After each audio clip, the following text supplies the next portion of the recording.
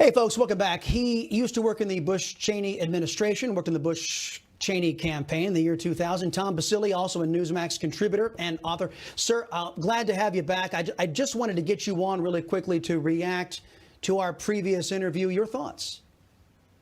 Yeah, look, basically what you just heard is Orange Man bad. He had nothing else to say. They're trying to say that the people should vote for Joe Biden without looking at policy. And what I find particularly offensive about the entire thing is that they're wrapping themselves in the name of George W. Bush while they are supporting an agenda that is 180 degrees from anything that George W. Bush would ever support or that we all worked for when we worked for President Bush.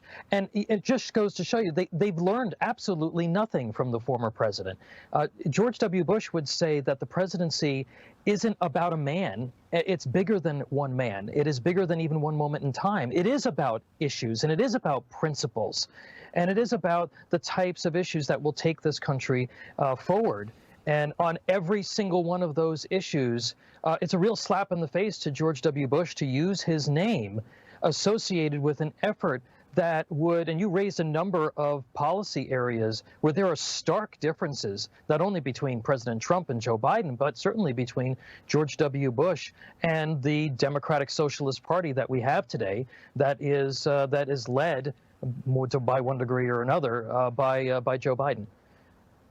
No, it's fair enough. It seems to me that maybe this is a talking point. I mean, CNN loves this kind of stuff, to be able to say Bush administration officials cobbled together and they oppose, and doing this in President Bush's name.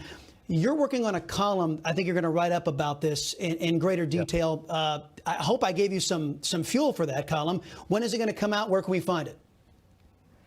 Within the next few days, and it'll be on Newsmax.com, and it's just going to lay it out from my perspective as somebody who respects and admires George W. Bush, just how misguided and frankly naive this effort is. And you heard it from Mr. Farner that well, just give us Joe Biden and things are going to be compassionate and everything's going to be fixed, everything's going to be solved, and don't worry about the issues, don't worry about the policy positions of this leftist Democrat Party that would have control over Washington.